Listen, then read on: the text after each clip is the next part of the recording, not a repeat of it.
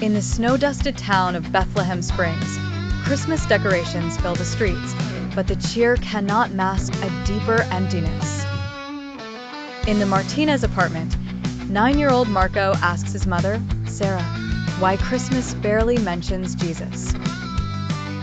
Sarah, exhausted and uncertain, cannot answer. Across town, Professor Thomas Bridger, jaded and alone, scorns a dusty Bible.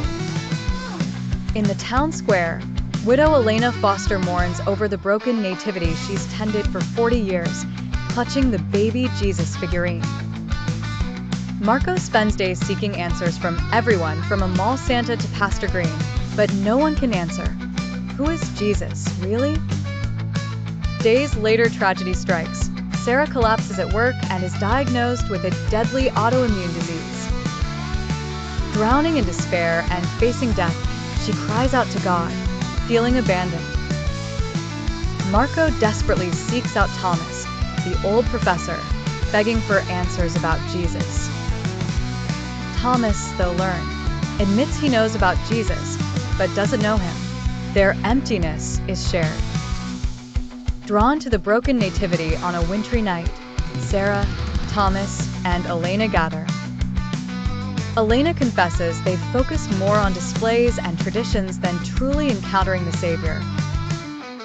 She invites them home to read Jesus' story for themselves. Around Elena's fire, the four read the Gospel accounts.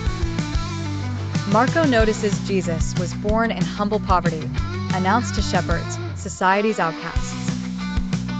Thomas explains that Caesar's decree, meant for power, was God's means for prophecy. Sarah connects the Christ child in the manger to the lowly and suffering. They read of Jesus as refugee, hunted and poor. In John's Gospel, Thomas realizes God came near, entering human vulnerability. Why? Because love always enters in. They read of Jesus' suffering, abandonment, crucifixion, and his resurrection. Hope dawns.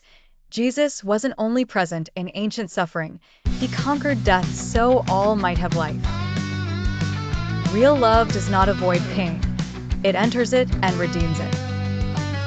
On Christmas Eve, the Nativity is rebuilt, with broken figures mingled among Mary and Joseph, refugees, homeless, the sick, and the searching, all facing the manger.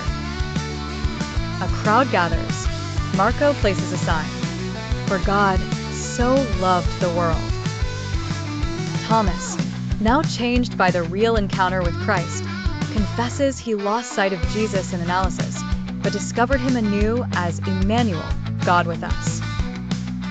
Sarah, facing sickness, shares that Jesus didn't promise an easy life, but presence in our suffering, transforming it through his love. Marco declares that Jesus is the true light, the person whose birth, death, and resurrection give meaning to Christmas. Elena invites the crowd to hear the Christmas story again, not as a ritual, but as stunning news.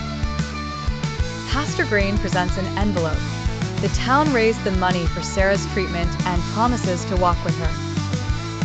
The broken are embraced by community, going beyond charity into true fellowship. 1 year later, Sarah is restored and vibrant. Marco guides visitors, explaining that Jesus was born to die and rose again, so all might have life.